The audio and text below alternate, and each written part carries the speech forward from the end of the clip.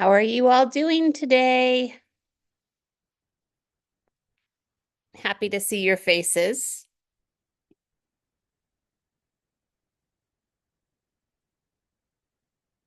All right.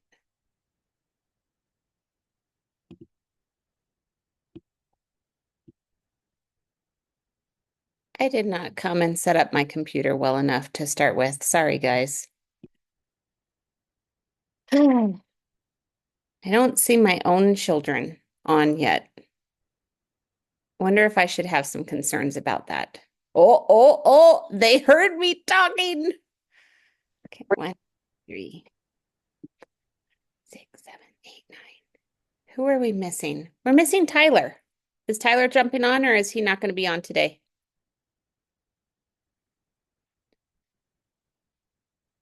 You're not going to talk to me about it? I'm texting him. What's that? I'm texting him. Okay. All right. Well, hi. There you go. Oh, there comes Adam. I missed Adam too. There's 11 of us. 1, 2, 3, 4, 5, 6, 7, 8, 9, 10, 11. Okay. How did you like your fall break off? Was it a good break or has it just totally messed your schedule up? I think it was good. You liked it? Good. I'm glad that we had it, but it has totally messed our schedule up as well, which I'm a little bit rattled, bothered by. So it is what it is. All right. We have a lot of things to discuss today.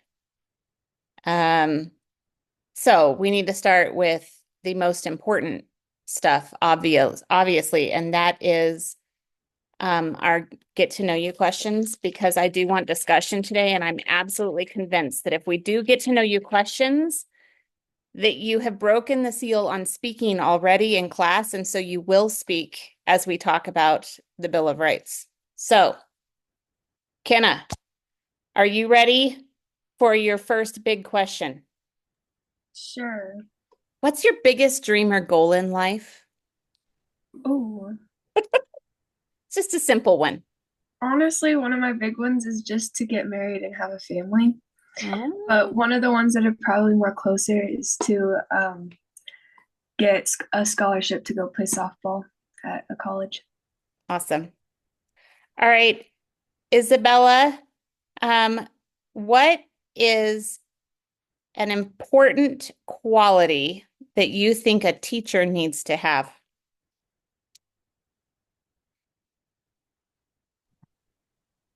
Um,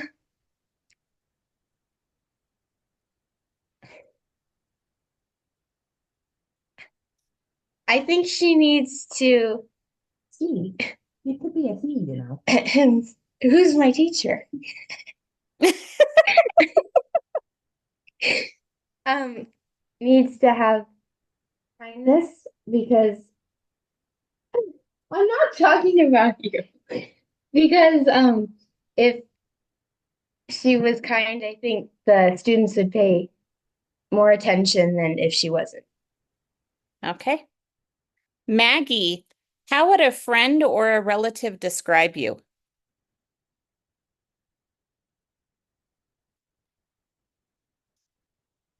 I don't know. A lot of them describe me as sweet, I guess. All right. Lydia, what makes you feel appreciated? Um, just like spending time with me and stuff like that. All right. Jacqueline, who is a friend you know you can count on? Um, my best friend, she lives in Louisiana, so we're 10 hours apart, but no matter what, I know I can call her and she'll answer. Maya, um, what does dinner time look like at your house? I'd say it depends on the night. It looks like the Hunger Games. The Hunger Games? Kind of true. Okay, that's fair. All right, Adam, do you speak any languages besides English, even a little bit? I can speak a tiny bit of Spanish, like tiny bit, and I'm horrible at it, but my mom's making me learn, like be able to learn Spanish for the next 3 years after this year. So Okay. I will be able to. It will come. All right, Michaela. Um, what is a family tradition that you have? Oh, yeah. I guess usually for like birthdays, breakfasts. For birthday breakfasts, we'll eat butter braids a lot of the time for breakfast. Ryan, does your family have pets? Yep, one dog. Okay. And Garrett, do you have a favorite family recipe? My mom's chocolate Swiss roll. Oh, that sounds good. All right. Is that everyone? I got everyone, right? I'm looking at all of your faces. And now all of you are totally ready to hit the microphone button and respond all the time, right? You ready? It's going to be great. Okay. So let's start with our big question from 2 weeks ago. Let me share my screen. That would probably be useful, huh?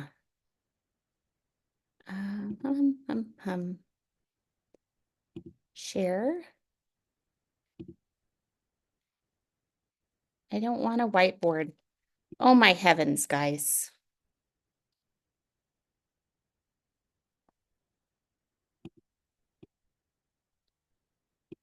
Let me try again.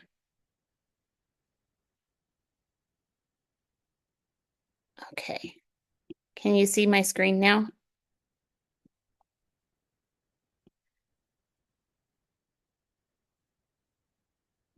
Yes, we can. Thank you. All right, and I can see you. All right. What are the larger world attitudes or events that are influencing our emotional state on a day-to-day basis?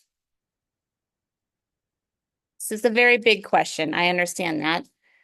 But can you think of things like the thought that we were talking about last time we were together was that there were certain activities and events that were making this move from understanding that the world was created by God to a belief that science is king.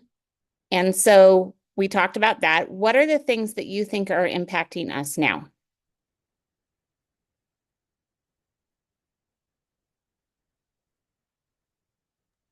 But one thing, I don't know what you mean by impacting, but just sin has become natural nowadays, and it's really bad. Like just public school, for instance, like it's just, yeah, just not very good. And that bleeds off like Samuel. He goes to public school, everyone's cursing left and right. So we're just watching this one car thing, for instance, and this one dude drives off the road. I mean, it was just like bad car crashes or idiots in cars. And Samuel goes, "That's his own D-word fault because he's in public school." And that's what he hears left and right. And he goes, "Oh my gosh, guys, I'm so sorry." Like you could tell it was not his fault, but it just kind of bleeds on people, and it's like it's not even his fault, but that's just what he hears left and right.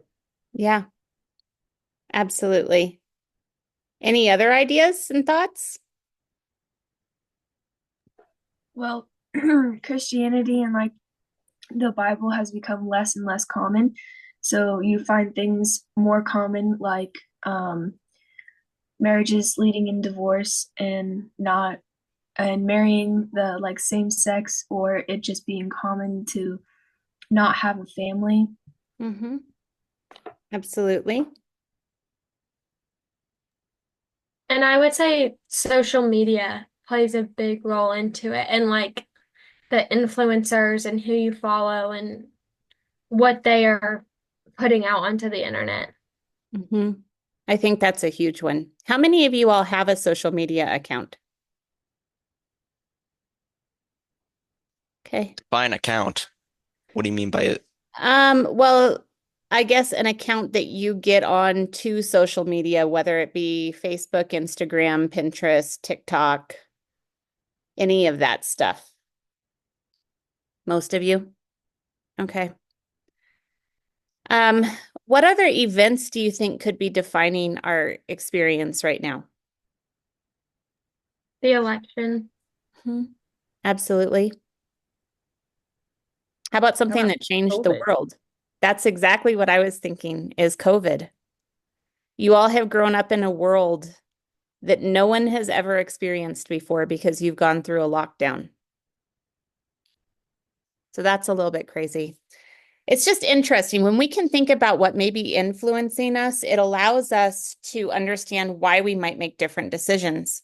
So, for example, because I was thinking of COVID, I was not opposed to the lockdown for 2 weeks to stop the spread.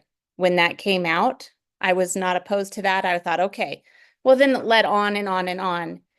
And I have seen what I believe is significant damage because of that to the people around us. And so at this point, if anyone ever asked me for a lockdown again for any circumstance, I would not support it. And that's an interesting thing because it's purely defined by an experience that I had that was specific to one period of time. And we'll do that with all sorts of different things. It could be, maybe a friend got killed by a drunk driver. And so now we make decisions about whether we're going to drink alcohol ourselves or whatever the case may be. But being able to recognize the events that define us it's pretty big. Okay. As we were going through our work this week, what new ideas did we come upon?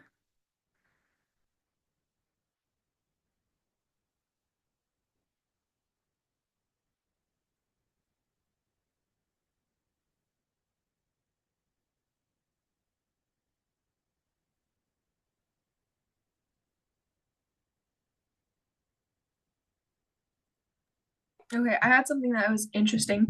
Okay. I thought that it was interesting how James Madison argued against the Bill of Rights, that he was like saying that it is unnecessary and that hang on, let me find where it says really quick. The Bill of Rights was unnecessary since federal government had only limited delegated powers. No need to prohibit government from doing what government has no authority to do anyways. I thought that was just interesting. Maggie? I realized that the Second Amendment actually, at one point, there were times where people were actually like, it was mandatory to own a firearm, and now people are trying to take away our firearms and saying that they're not safe and stuff like that, where in the Second Amendment, it actually says to own a firearm kind of thing.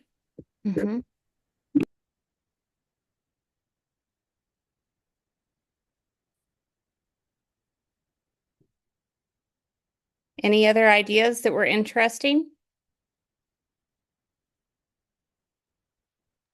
To add on to what Maggie said, that back then in English law, Alfred the Great required all able-bodied men to purchase a weapon and to be available to fight in a war. Do you guys have the historical context of that?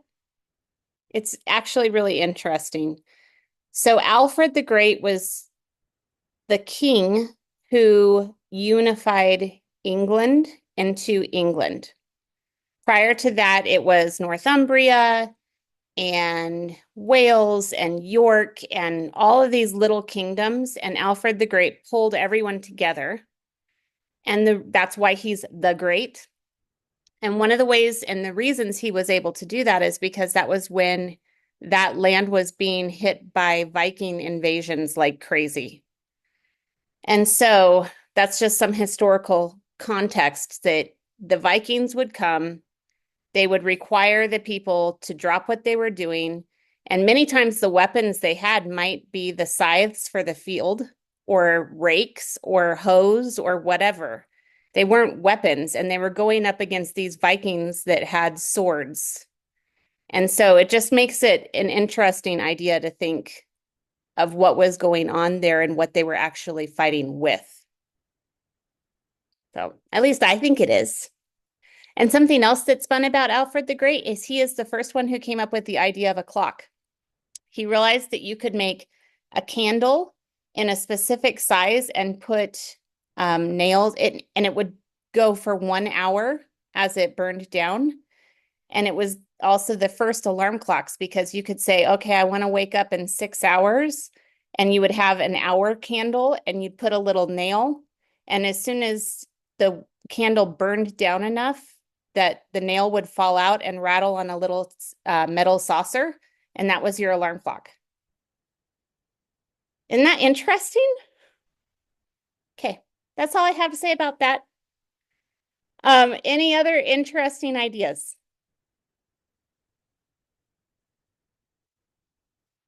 All right, let's move on to new words.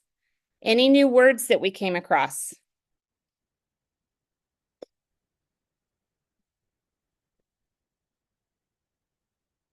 I did have one and I looked up the definition, but I forgot to like write it down. I just had it on my phone. I don't know where it went anymore. But you're smarter now than you were before. Yeah, it was, I think it was spelled SACT, like sacked. And they used it in a sentence with Christianity, and I don't remember what it was, but it was interesting because it just caught my attention the way that they. It might have been sect, which is kind of like a denomination or a small Oh group. yeah. Okay. Thank you. That was gonna drive me crazy all day long. Yeah, I understand. Any other words?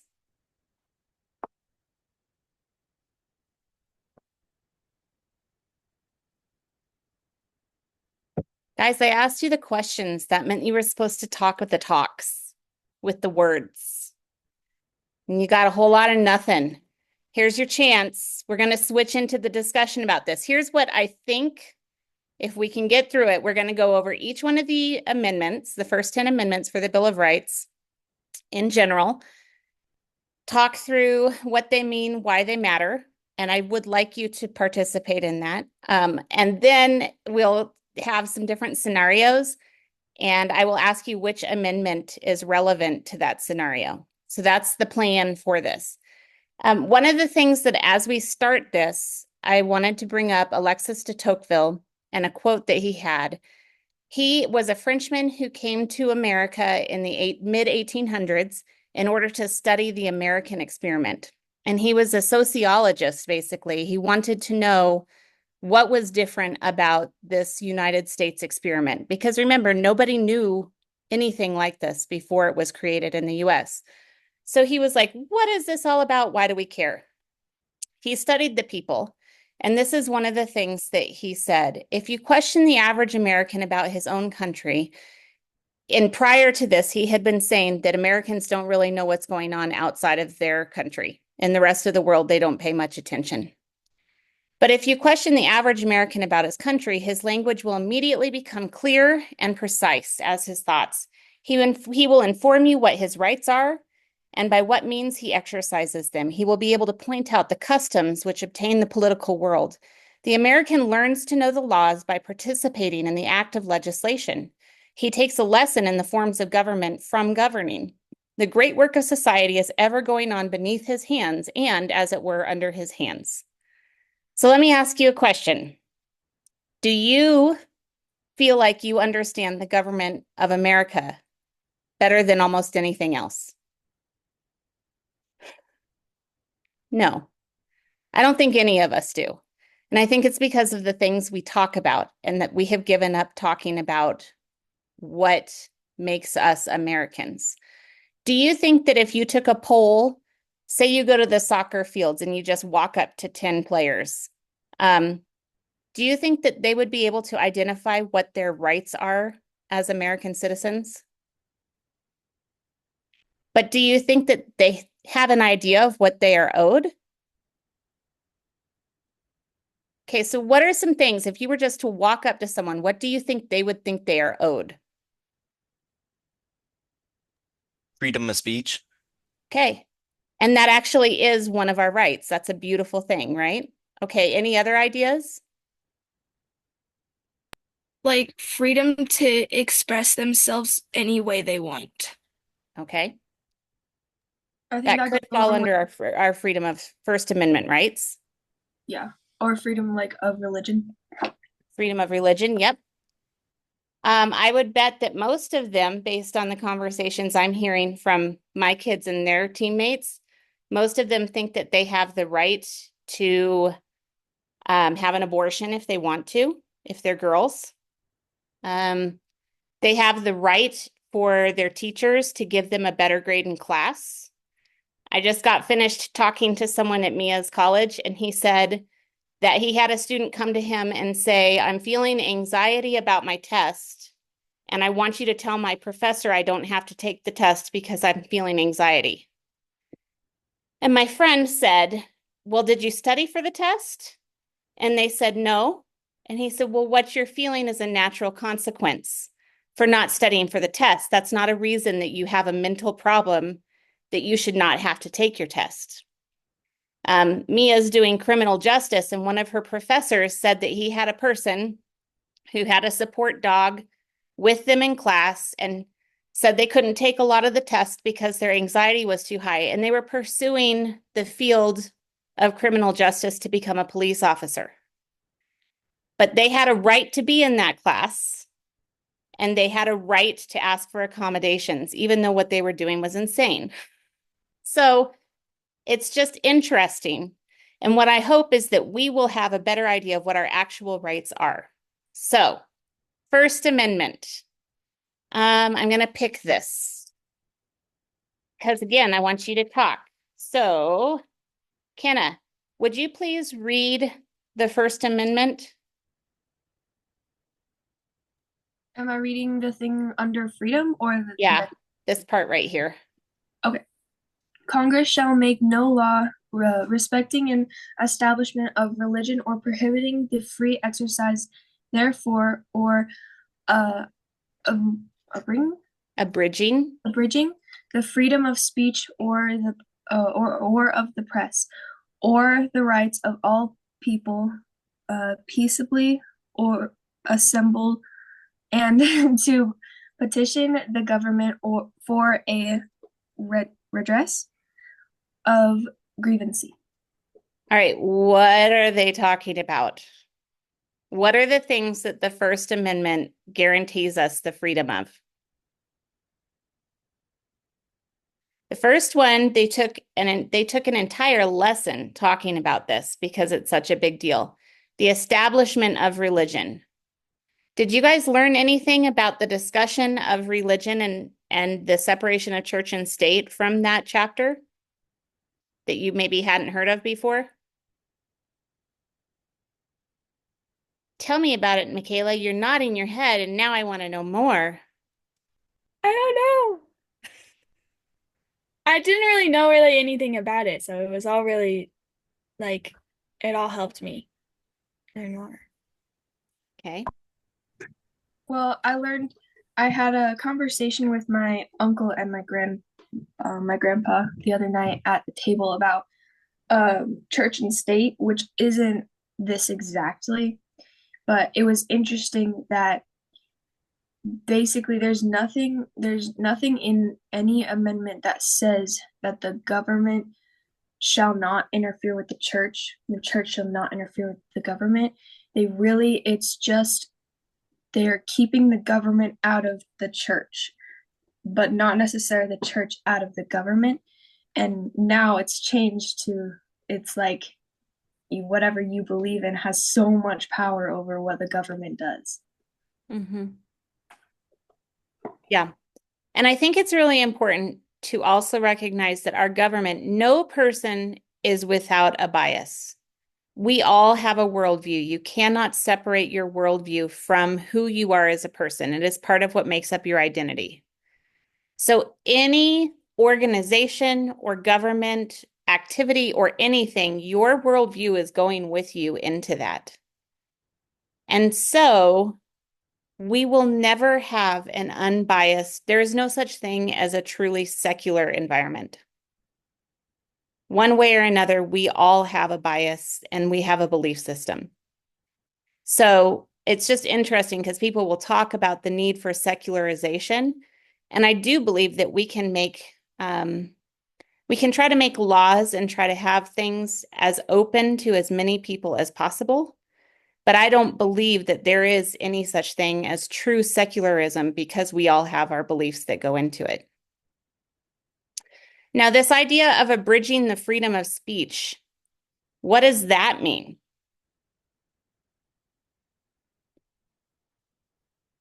Do you have an understanding of what you have the right to say anything you want, except if it's clear and present danger to national security or public safety? What does that mean?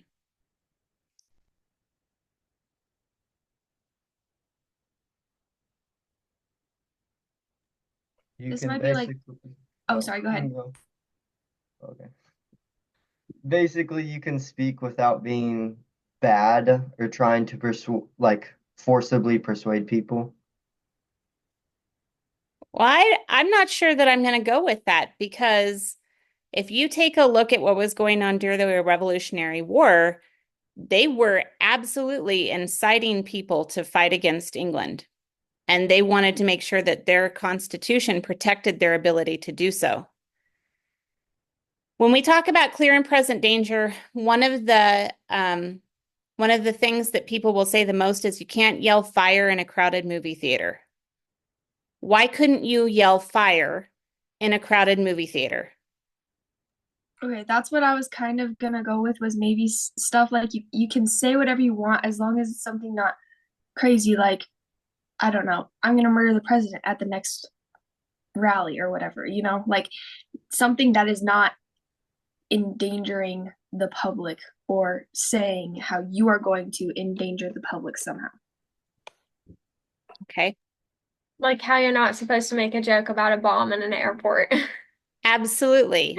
Right? You can get into trouble for things like that, even if it's a joke, because it could pose a clear and present danger to the people around that. Are there threats to national security? Yeah, there absolutely are. I know that Garrett's dad works for a place where he had to go through a lot of hoops in order to be even allowed to work there. And I would imagine that he doesn't tell you everything that happens in his workplace. That's a real thing. All right, when we go to speeches soliciting crime or violence, what is the difference between being able to petition the government for a redress of grievance, which is the fourth part of this, and inciting people to crime or violence?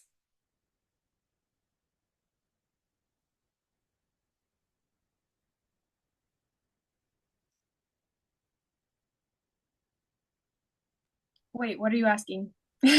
Okay, so what's the difference? What are the words we're allowed to say and what we aren't? And this is very relevant because we happen to have a former president who has been tried for inciting crime or violence on January 6th.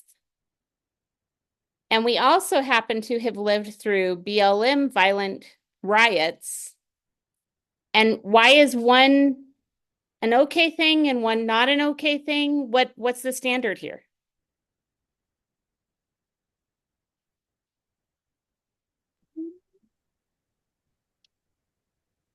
Is there a standard? Like, I mean, I don't really know. Like, I don't really know because it's okay because more people wanted one thing than the I don't know. I don't really know how to answer that, I guess. Mm-hmm. Well, and maybe it was an okay thing because one thing was like putting people's lives more out there, I guess, like what they were protesting about or whatever, angry about. They were saying Black Lives Matter. And so like it's hard to just like I don't know, go against that, but not, like I don't know how to say this, but like they're putting their lives out there, like our lives matter or whatever. And so it's hard to be like, okay, you need to stop, if that makes sense, because then you're going to make a lot of people angry at you. Okay. So I think I'm bringing up hard conversations and hard distinctions because we haven't done a good job of identifying these things in your lifetime. We're in the midst of something where people don't understand it. And so they're having a hard time figuring out what's right and what's wrong. And I think part of that is because we're looking at our peers and the people around us instead of a higher moral authority. That's just something that I'm going to put out there.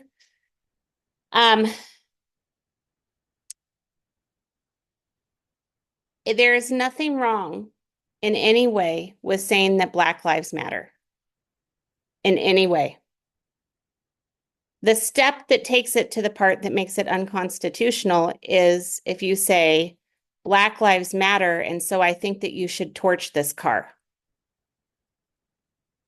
Does that make sense? The next step towards the violence or the crime, Black Lives Matter. I don't even like using Black Lives Matter because I think that I could go in an example that's not going to be useful to us. But when you take that next step towards encouraging a crime or encouraging violence, then you have a problem. And it comes down a little bit to the golden rule. Do unto others as you would have others do unto you. And remember that our government is designed to try to let peaceable people live peaceable lives. Patrick Henry is one of the people who spoke for the revolution, the American Revolution. And he said, I may disagree with what you say, but I will defend to the death your right to say it. And I think that's really important because when we talk about freedom of speech, you have a right to say and hold any opinion you want. I have a right to disagree with any opinion that you have, but I don't have the right to beat you up in the back alley because of that. My right to swing my fist ends immediately before it connects with your nose. Does that make sense? So there's a line, and we have court cases because that line can sometimes be a little bit hard to identify. But there is a line there, and when it takes that next step into violence or crime, it's no longer protected speech.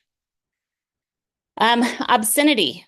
So how many of you have heard of some of the art cases that move into obscenity? For an example, public decency is something. When we were in New York City, we were walking down the street and some guy just dropped his pants and started peeing on the street right in front of us. That's illegal. It's not okay. It's not protected. So obscenity and defamation, that's when you say something that is patently untrue.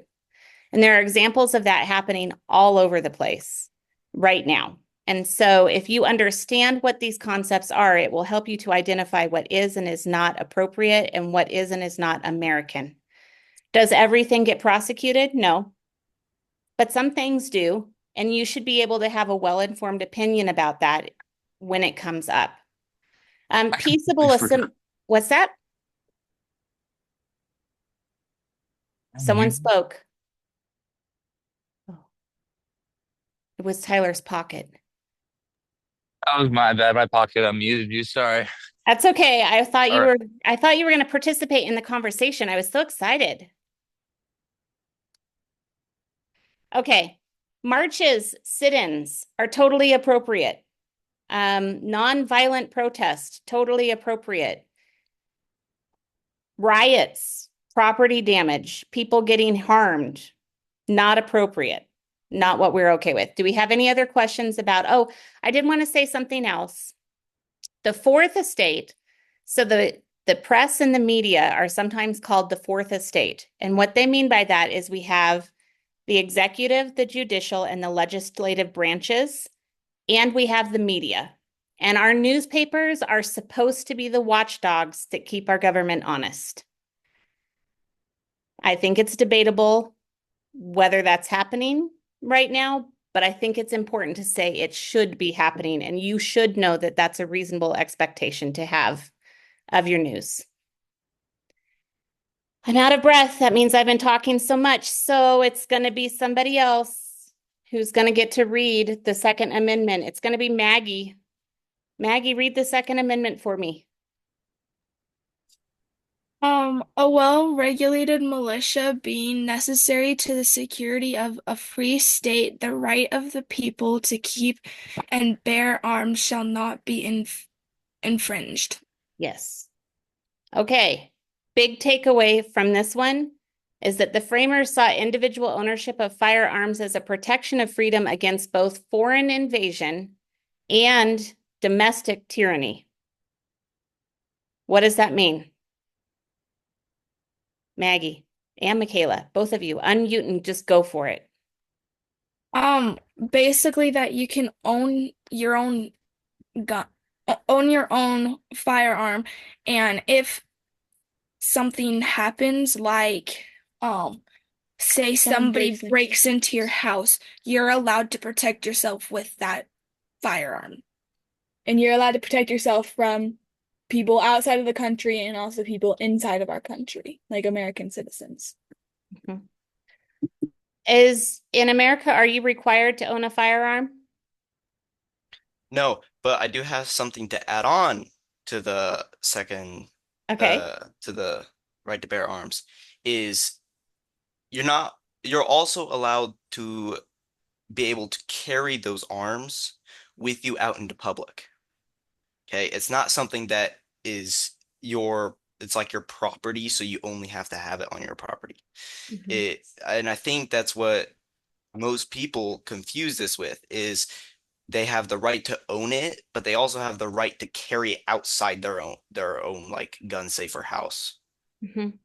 And that does depend on what state you live in.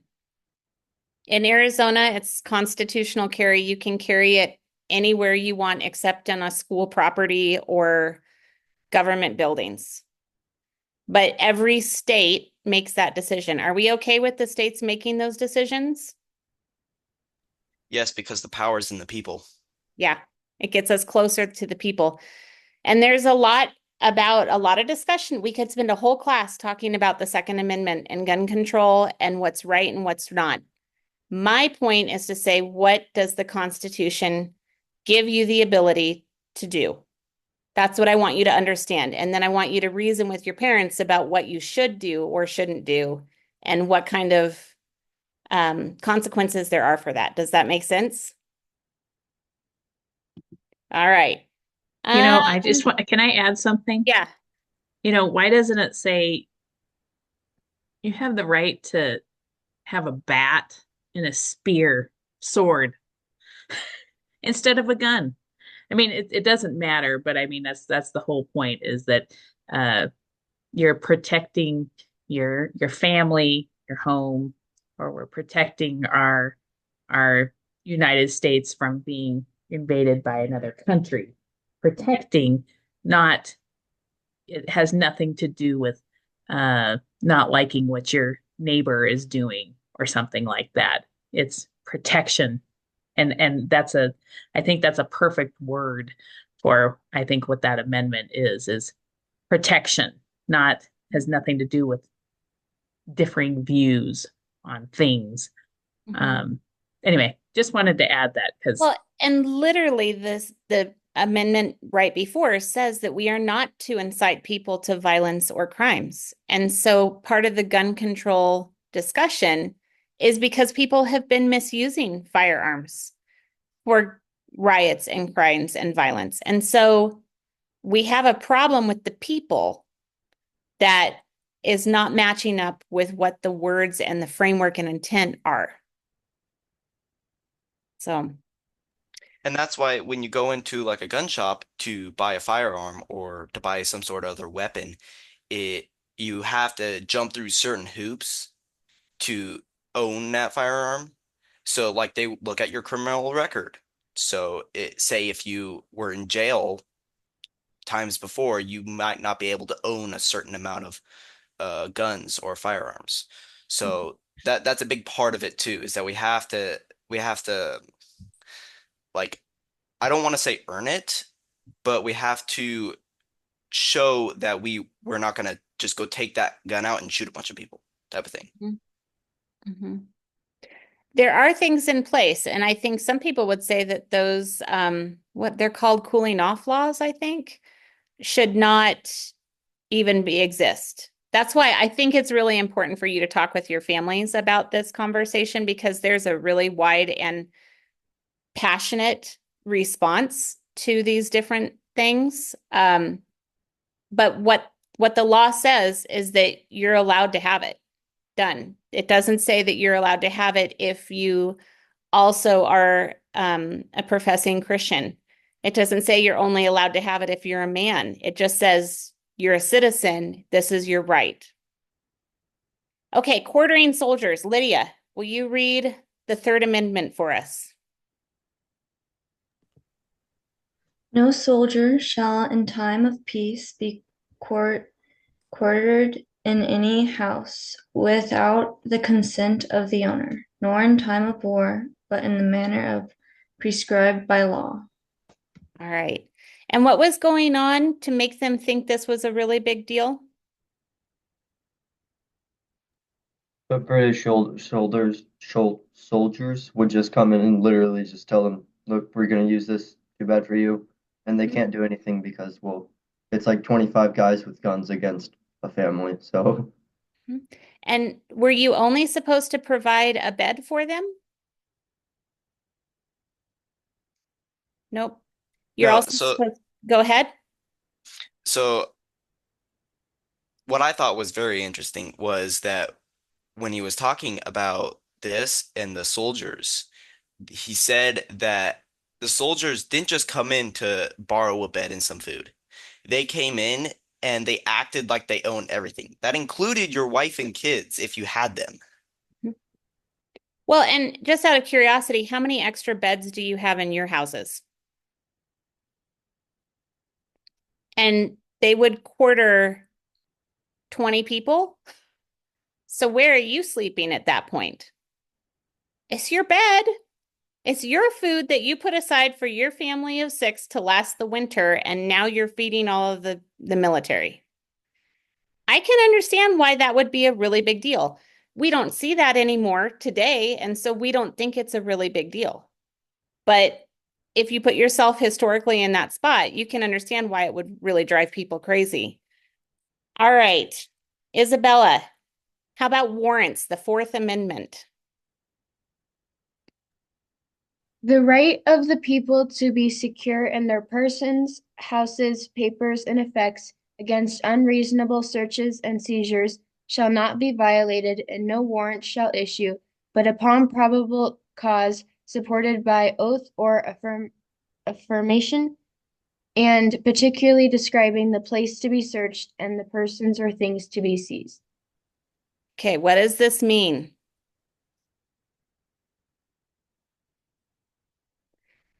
The only person that can give an oath or an affirmation is typically the judge, the local judge. So it means that I can't just walk into your house and demand that you give me something. I have to have permission from someone saying, you know what, I think that your house is really important, precious to you, and what you need in that house is compelling enough that we will set your rights aside for now for the greater good to pull that out. It's kind of a big deal. It protects against unreasonable invasions of privacy. How many of you have heard about the Watergate scandal? Okay, President Nixon resigned because he sent people to go find paperwork and he had no reason. He had no oath, no affirmation. He just sent people to get paperwork from somebody's office so that he could do with it what he wanted to do. And it was a big enough scandal that he ended up resigning as president of the United States. This has also been a big deal for homeschool families. All of us are homeschooling, but homeschooling was not legal before about 15 years ago in every state. And the state would come to people's homes and walk inside and find something that they thought was wrong and take the children away from their families for their protection regularly. And it's the Fourth Amendment that caused some of that stuff to be able to be defeated. How about when you get stopped for pulled over by the police? What does that mean? Maggie. Um, Well, he said that if there was like, say, drugs on the dash, you can see those, and so you can be like, no, that's not allowed. But you're not physically allowed to go and just search their car because they give you a bad feeling. Mm-hmm. Now, can they ask you to open your glove box and can you choose to open your glove box? Yeah, absolutely. But can they reach in and open your glove box? No. The TSA in airports, absolutely. That's a problem. I flew recently, and when I got home, there was a little note inside my bag that said that TSA had searched my suitcase. They didn't find anything because I'm a very boring person, but that's really questionable about whether they had the right to go ahead and do that under federal law. Another reason that this Fourth Amendment is in the news right now is that when you get pulled over, there should be a reason that you are being pulled over, a traffic violation or something there. There are many people of color who have said that they've gotten pulled over simply for, quote, driving while black, that the police have a suspect they're trying to find, and so they're going to stop everyone who matches that suspect's description. It's questionable legally because it's truly based on what people are looking like on the outside. And yet, if you're a police officer trying to do your job, could you justify it? Probably. But do you have an oath or affirmation? No, you don't.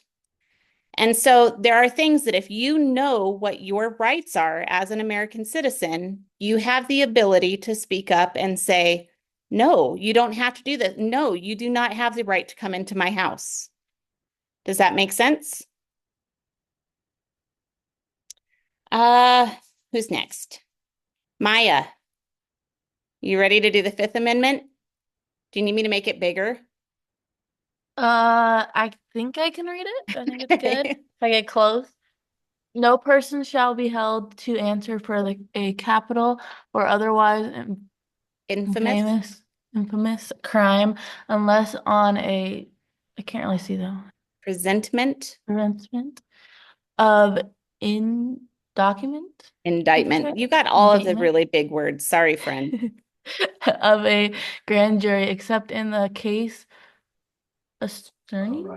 arising in the land of naval force, or in militia, which in actual service in the war of time, public danger, nor shall, I think that's what that's supposed to be, any person Shall. be subject for the same offense to be twice put in jeopardy of life or limbs, nor shall be compelled in criminal case to be witnessed against himself, nor be deprived of life, liberty, or property due without due process of law, nor shall private property be taken for public use without just compensation.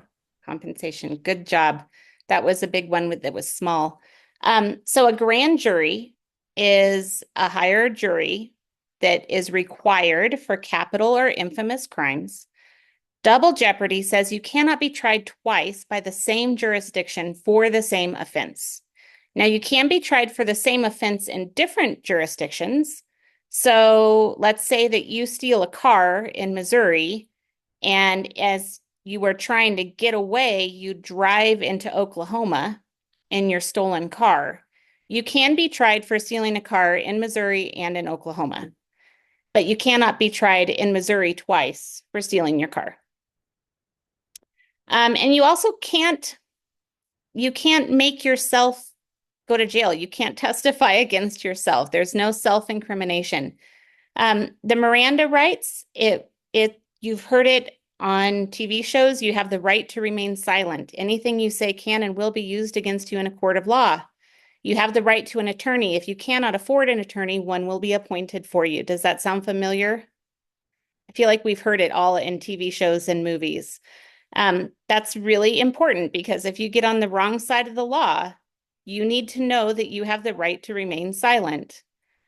You cannot be deprived of life, liberty, or property without the due process of law. No one can just walk up and steal things away from you. And you cannot take private property for public use without just compensation.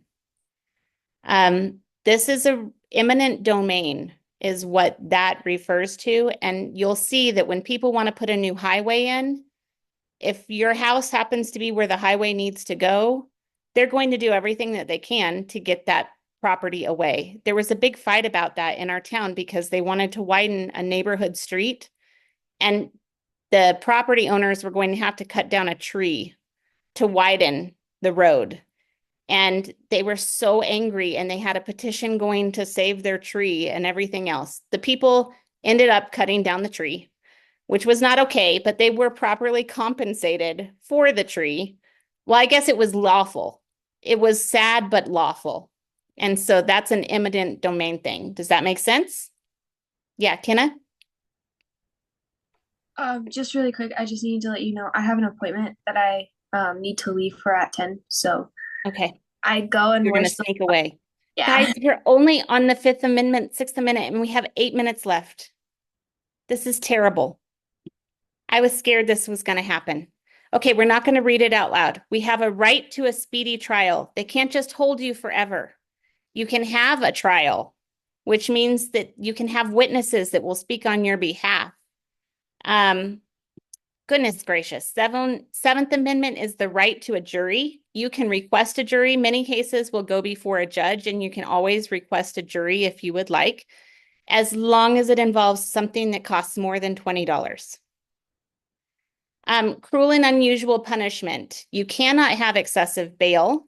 You can't have excessive fines. That means that you can't take away what somebody needs to earn their living. And that goes to debtor's prison. And I have so many more things to think about there. And guys, I'm sorry. I'm just not going to get it all out. Cruel and unusual punishment is not simply depriving someone of their life. It is the manner in which they are killed. And we don't see that very often, but historically, there were some really, really terrible ways to die. And it was considered cruel and unusual. So it's not simply the loss of life, it is the manner in which the life is taken. And then the Ninth Amendment is for the people's rights. If it's not named, the people have it. It belongs to them. I have a whole dialogue about FDR's Bill of Rights. Maybe that will be our big thought for next week, is talking about whether you think that the new Bill of Rights should be a part of the Bill of Rights or not. And the 10th Amendment is if it's not given to the federal government specifically, it belongs to the states. Okay, 6 minutes. Are you ready? How are we going to do this? You're just going to, all of you unmute yourself. Be prepared. And I've got a whole lot here, and I want you to tell me which Bill of Rights amendment this belongs to. So we've got freedom, 2, 3. Do you see how over here on this side we have the different amendments? All right. Before entering a suspect's home, a police officer shows a warrant. Which one is that? 4. 4. Good. Would that be 4 and 9 or just 4? It could be 9 as well. Some of these will have multiple things that they could be tried with. A dentist is being sued for $500,000 and he wants a jury to hear the case. 7. 7. All right. A town needs more land to build a new elementary school. A woman's property is needed, but she wants to keep it. So the town offers her twice the property's actual value. 9. What do you think that's going to be? We just talked about eminent domain. 9. It's actually 9. within the Fifth Amendment. Okay. They cannot take private property for public use without just compensation. I knew that one was going to be tricky. I did it on purpose. A registered voter receives a summons to report for jury duty. 9? 7, 4. 10. Okay, it's mostly 7. It could also be 6 because it involves a jury right there. A woman is being tried for murder. The prosecuting attorney forces her to take the stand and testify. 5. 5. You should not have to testify against yourself. A 20-year-old college student starts his own newspaper, which often prints articles making fun of the local mayor. The mayor is angry and gets his aides to take the papers off the stand before they can be distributed. 4. 1. 1. A group of people assemble on the National Mall in Washington, D.C. to demand the withdrawal of U.S. troops from Afghanistan. 1. Right? Right to peaceful assembly is in First Amendment. Although the death penalty is only legal in certain states, it can only be used in cases of homicide. 8. 8. Yeah. Yeah. Actually, more than 1. So it is 8, and it is also 5th. Because the Fifth Amendment says you cannot be deprived of life, liberty, or property without due process of law. When being interrogated by the police, a person refuses to answer certain questions and chooses to remain silent. 5. 5. Yep.